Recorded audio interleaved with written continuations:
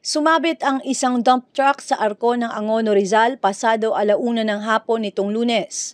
Sa inisyal na report, sakay nito ang driver at isang pahinante.